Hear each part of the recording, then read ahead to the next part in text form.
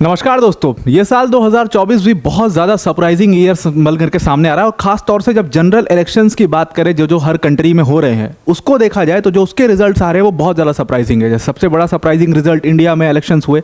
India में बहुत surprising नहीं हुआ, लेकिन फिर भी एक it was a surprise for BJP government और it was a surprise for NDA government. फिर ब्रिटिश में आपने देखा कि किस तरीके से वहाँ पर एकदम बिल्कुल ओवरटर्न हो गया पावर में। फिर आप फ्रांस में अभी देख ही रहे हो कि राइट विंग जो है वो किस तरीके से चुनाव इस बार का हार रहा है, लेफ्ट वाले आ रहे हैं वहाँ पर। और फिर आपने अभी मैंने सुबह नेपाल की वीडियो कवर करी थी तो उसमें आपने देखा ही किस तरीके से। हालांकि ये सारी चीज़ों के बीच में यूएस का इलेक्शन है, उसको बहुत क्लोजली देखना चाहिए। और इस बार का जो यूएस इलेक्शन है वो एक तरीके से बहुत फनी हो गया है। अभी रिसेंटली क्या हुआ कि नेटो समिट में, क्योंकि वो जो बाइडेन ने ना पूरे यूएस इलेक्शन को फनी बना दिया है। एक तो उनका स्टैमर करना, उनका फंसना, फिर उनकी कैंडिडेचर पर सवाल उठना कि भाई इनको कैंडिडेट से हटाओ, दूसरा कैंडिडेट बनाओ। ये सारी चीज़ों के बीच में एक और कांड कर दिया जो बाइडेन ने क्या किया अभी रिसेंटली नेटो समिट में। उन्होंने अचानक से, मतलब वो शायद ब्लैंक हो गए या वो समझ नहीं पाए, उन्होंने अचानक से बोलते बोलते यूक्रेन के प्रेसिडेंट पुतिन को बना दिया। अब आप सोचिए कि, और ये इस टाइम पे बोला उन्होंने जब रशिया यूक्रेन का वॉर चल रहा है, जेलेंस्की बगल में खड़े हैं उनके, और जेलेंस्की भी इस पे मुस्कुरा दिए। मतलब ऐसा तो वो आपने वो सिनेरियो देखा ही होगा। तो लोग ऐसा कह रहे हैं कि जो बाइडेन जो है इनकी एज बहुत ज़्यादा हो गई है और इनको अब चुनाव नहीं लड़ना चाहिए, बिकॉज इनकी मानसिक स्थिति उस लेवल की बची नहीं है कि ये चीज़ों को समझ पाए। स्टक हो जाते हैं कई कई जगहों पर, कई बार देखा गया है कि स्टक हो जाते हैं, और इसीलिए डोनाल्ड ट्रंप को एक क्लियर एज मिल रहा है इस इलेक्शंस में। अब वो एज और ज़्यादा पुख्ता नज़र आ रहा है, बिकॉज अब कहा यह जा रहा है कि इलॉन मस्क ने भी डोनाल्ड ट्रंप को सीधा सीधा सपोर्ट कर दिया है। Elon Musk one of the most powerful businessman in the world right now, उन्होंने जब डोनाल्ड ट्रंप को सपोर्ट किया है तो ये बहुत बड़ी बात है। कहा यह जा रहा है, ये सपोर्ट डायरेक्ट नहीं है, एक्चुअली ये सपोर्ट इनडायरेक्ट है। कहा यह जा रहा है कि मस्क ने बहुत बड़ा अमाउंट डोनेट किया है। एक कमिटी है जिसको कहते हैं सुपर पॉलिटिकल एक्शन कमिटी, जिसको सुपर पैक कहते हैं। और ये सुपर पैक जो है ये फेडरल इलेक्शन कमीशन के साथ बहुत क्लोजली काम करती है। आगे मैं आपको समझा दूंगा। तो कहा यह जा रहा है कि ये सुपर पैक जो है वो इस इलेक्शन में कहीं ना कहीं रिप्रेजेंट कर रहे हैं डोनाल्ड ट्रंप को सपोर्ट करने की कोशिश, या रिपब्लिकन्स को सपोर्ट करने की कोशिश ये सुपर पैक कर रहा है। और इसी को इलॉन मस्क ने पैसा दिया है। तो डायरेक्टली पैसा ने इलॉन मस्क ने डोनाल्ड ट्रंप को नहीं दिया है, बल्कि उन्होंने पैसा जो लगाया है वो इस सुपर पैक पे लगाया है, जो कि पीछे से ट्रंप को सपोर्ट कर रहा है, इंटरनली ट्रंप को सपोर्ट कर रहा है या इनडायरेक्टली ट्रंप को सपोर्ट कर रहा है। अब यहां पर देखा जाए तो ये इलॉन मस्क का सबसे बड़ा गैम्बिट कहा जा रहा है कि ये है। अब इलॉन मस्क की अगर एफिलिएशन की आप बात करो कि वो किस पॉलिटिकल पार्टी से एफिलिएटेड है, तो अभी तक वो खुद को पॉलिटिकली इंडिपेंडेंट बोलते आए हैं। उन्होंने किसी भी पार्टी को पॉलिटिकली पब्लिकली एंडोर्स नहीं किया आज तक। लेकिन जो आप उनके स्पीचेस सुनोगे या उनके ट्वीट्स देखोगे या उनकी जनरल बातें सुनोगे, क्योंकि ही इज़ अ बिजनेसमैन, तो ऑब्वियसली जो है उनका सपोर्ट जो हमेशा रहा है वो डेमोक्रेट्स की तरफ रहा है। अब डेमोक्रेट्स की तरफ क्यों भी रहा है, उसका बहुत बड़ा कारण है कि ये डेमोक्रेट्स जो हैं ये हमेशा इलेक्ट्रिक व्हीकल पॉलिसी को बहुत सपोर्ट करते हैं यूएस में। खास तौर से Joe Biden electric vehicle policy के ऊपर काफ़ी फोकस किया इन लोगों ने, चाहे आप बराक ओबामा के बाद से ही देख लो। तो उसकी वजह से क्या हुआ था कि डेमोक्रेट पार्टी को इलॉन मस्क का ऐसा सपोर्ट नज़र आता था। अब इलॉन मस्क की इलेक्ट्रिक व्हीकल्स की कंपनी है तो उनको तो वही पार्टी चाहिए या वही लीडर चाहिए जो इनको सपोर्ट करे। अब यहाँ से सवाल बहुत बड़ा खड़ा होता है कि जो डेमोक्रेट पार्टी हमेशा जो इलेक्ट्रिक व्हीकल पॉलिसी को सपोर्ट करती है और इलॉन मस्क के जो आइडिया है पूरे बिजनेस को लेकर के उससे अलाइन करती है, तो इलॉन मस्क क्यों सपोर्ट करेंगे डोनाल्ड ट्रंप को? ये सबसे बड़ा सवाल है। अब इसमें दो सवाल हैं कि अगर उन्होंने डोनाल्ड ट्रंप को सपोर्ट किया है तो वो कैसे किया है, मतलब ये सुपर पैक कैसे डोनाल्ड ट्रंप के लिए काम कर रहा है। और दूसरा सवाल ये है कि जब डोनाल्ड ट्रंप उनके लिए सही नहीं है इलॉन मस्क के लिए, because he is against electric vehicles policy, तो डेमोक्रेट पार्टी को क्यों हराना चाहते हैं वो? अब ये दोनों सवालों के जवाब हम एक एक करके देखते हैं। देखो, सबसे पहला जो सवाल है कि रही बात सुपर पैक की, तो बेसिकली ये जो कमिटी है ये फेडरल इलेक्शन कमीशन के साथ बहुत क्लोजली काम करती है। जैसे इंडिया में एक इलेक्शन कमीशन ऑफ इंडिया है, तो वैसे फेडरल इलेक्शन कमीशन है जो एक कैंपेन चला रहा है। अभी इलेक्शन का टाइम है तो वो डोर टू डोर अलग अलग लेवल पर कैंपेनिंग कर रहे हैं, तो उसके लिए ये काम कर रहे हैं, बहुत कोऑर्डिनेट कर रहे हैं पैक के साथ, सुपर पैक के साथ। तो सुपर पैक बेसिकली कर क्या रहा है? Super PAC door to door campaign चला रहा है कि भाई आप लोग घर से बाहर निकलिए और वोट करिए। और इसी के तहत अब ये डायरेक्टली थोड़ी बोल देगा जा करके कि इसको आप सपोर्ट करो, डोनाल्ड ट्रम्प को आप सपोर्ट करो, लेकिन ये इनडायरेक्टली पॉलिसी वाइज और जो इनके फ्लैग बियरर्स हैं उनको भी देखा गया है कि ये किसी तरीके से ना किसी तरीके से रिपब्लिकन्स जो आइडियोलॉजी है उसको सपोर्ट कर रहे हैं या डोनाल्ड ट्रम्प की आइडियोलॉजीज को सपोर्ट कर रहे हैं।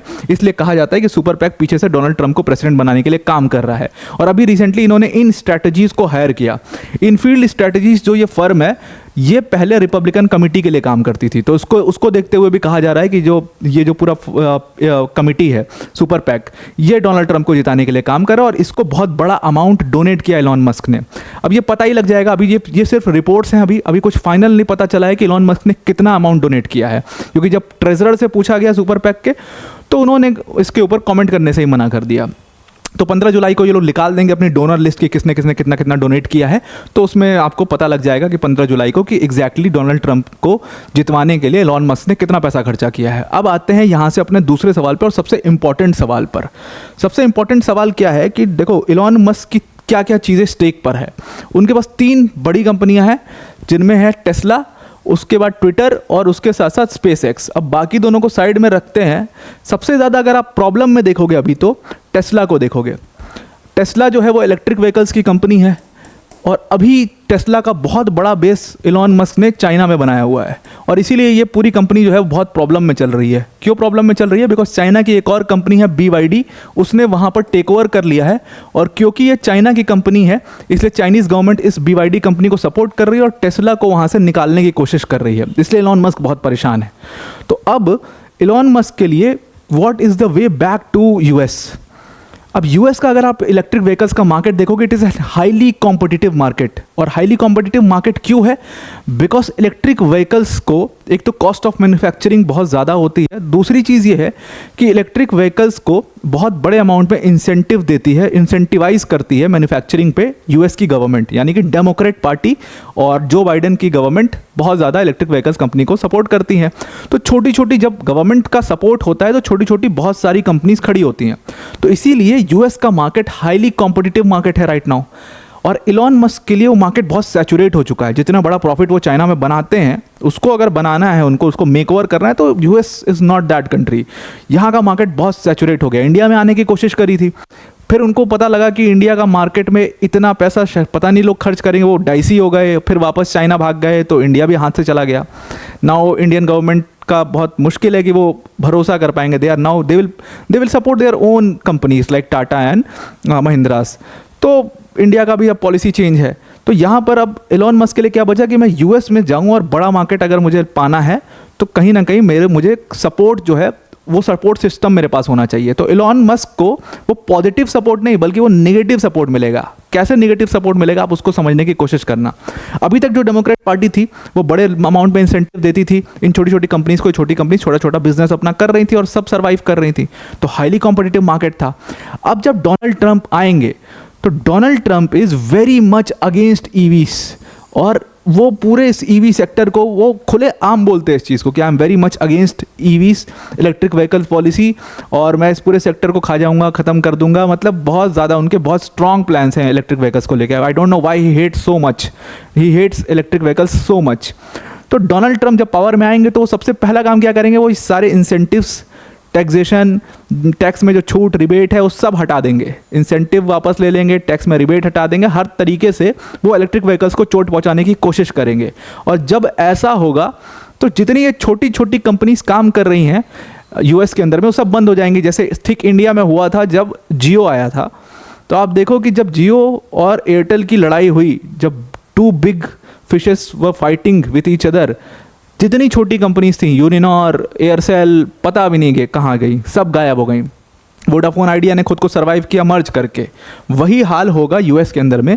जैसे ही डोनाल्ड ट्रंप की सरकार आई वो सब कुछ वापस लेगी, सारी छोटी कंपनीज बंद हो जाएंगी और वो जो हाईली कॉम्पिटिटिव मार्केट था वो अब मार्केट 1 प्लेयर, 2 प्लेयर, 3 प्लेयर का बचेगा, जिसमें सबसे बड़ी जो कंपनी होगी वो सबसे ज़्यादा खाएगी। और वो सबसे बड़ी कंपनी इलेक्ट्रिक व्हीकल्स की मैन्युफैक्चरिंग में देखें तो वो टेस्ला है। और टेस्ला सबसे ज़्यादा, वो जो वैक्यूम क्रिएट होगा छोटी कंपनीज के ख़त्म होने से, उसको फिलअप करके वो आधा मार्केट खा जाएगा टेस्ला। और ऐसा एलॉन मस्क को लगता है, ऐसा जिन्होंने ये ऐसे आर्टिकल्स, ये फोर्ब्स का आर्टिकल है, ब्लूमबर्ग में भी ऐसे आर्टिकल है, वॉल स्ट्रीट जर्नल पर भी ऐसे आर्टिकल हैं जो ये मानते हैं कि एलॉन मस्क को उसका डायरेक्ट बेनिफिट होगा, नेगेटिव बेनिफिट होगा, उनको पॉजिटिव बेनिफिट नहीं होगा। तो इसको नेगेटिव, जैसे एक पॉजिटिव राइट होता है, एक नेगेटिव पॉजिटिव राइट होता है वैसा एक नेगेटिव बेनिफिट यहाँ पर इलॉन मस्क को होगा, इसीलिए वो कहीं ना कहीं डायरेक्टली इस बार चाहते हैं कि डोनाल्ड ट्रंप प्रेसिडेंट बन जाए। तो आई होप आपको ये पूरा आर्टिकल समझ में आ गया होगा। अब वीडियो को एंड करने से पहले अनअकैडमी टीम की तरफ से एक बहुत बड़ी अनाउंसमेंट है। देखो, अनअकैडमी ने अपना यूपीएससी सीएससी का बिगेस्ट एवर प्राइस ड्रॉप किया है। ये प्राइस बढ़ गए थे पहले, पॉपुलर स्टूडेंट डिमांड पर हमने प्राइसेस को फिर से 24,999 कर दिया है। मतलब इस प्राइस में आपको यूपीएससी सीएससी का 15 मंथ्स के कोर्स का सब्सक्रिप्शन मिलेगा, अनलिमिटेड एक्सेस मिलेगा, इंडिया की टॉप फैकल्टीज़ जैसे कि आप देख रहे हो मृणाल सर, प्रतीक सर, सुदर्शन सर जैसी फैकल्टीज़ आपको यहाँ पर पढ़ा रही होंगी। उसके अलावा आपका जीएस सीसैट टेस्ट सीरीज सारा कुछ इसमें कवर होगा, बाहर से आपको कुछ लेने की जरूरत नहीं है। अगर इस कोर्स को आप अवेल करना चाहते हो, सिंपली आपको एक काम करना है, डिस्क्रिप्शन में हमने एक लिंक दिया, उस लिंक पर क्लिक करना है और जहाँ पर यूज़ कोड का ऑप्शन आएगा वहाँ पर आपको APYT10 यूज़ करना है, तो आप इस कोर्स को अवेल कर पाओगे। तो आई होप आपको ये पूरा आर्टिकल और इलॉन मस्क का प्लान समझ में आ गया होगा। तो आज के लिए इतना ही। Thank you and have a nice day.